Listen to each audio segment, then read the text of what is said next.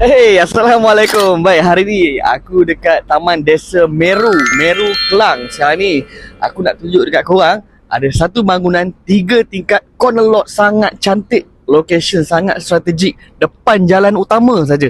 Nak disewakan. Ini dia lah bangunannya. Bangunan 3 tingkat corner lot dan kawasan sekitar sini adalah kawasan perumahan. Okey, kalau tengok kat belakang ni, ini semua ni, ini kawasan perumahan Taman Desa Meru. Okey. Lepas tu depan tu je jalan utama dia. Sini dia jalan utama dia.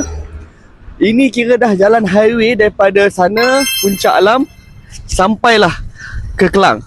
Kawasan sekitar ni memang kawasan perumahan. Memang nak sewakan 3 tingkat terus.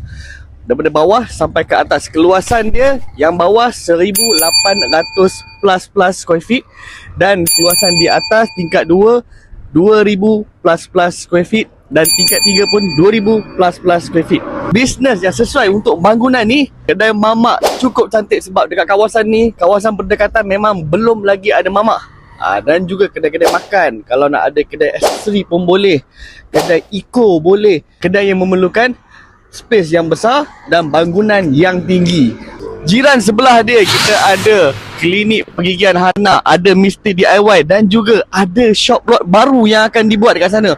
Jadi total up semua ni kita ada lebih kurang 10 pintu kedai. Termasuklah yang hujung sekali. Kalau kita nak cerita pasal parking, jangan risau. Parking ni banyak. Sebelah sana ada parking, sebelah situ ada parking, sebelah tepi ni ada parking, sebelah belakang pun ada parking juga. Belakang kedai pun ada parking. Jangan risau, parking memang banyak dekat sini. Untuk harga sewaan bagi bangunan 3 tingkat di Taman Desa Meru ini, harga dibuka pada RM22,000 negotiable untuk ketiga-tiga tingkat ini. Jadi, siapa-siapa yang berminat, jangan tunggu lama-lama. Benda tengah panas, PM sekarang ni.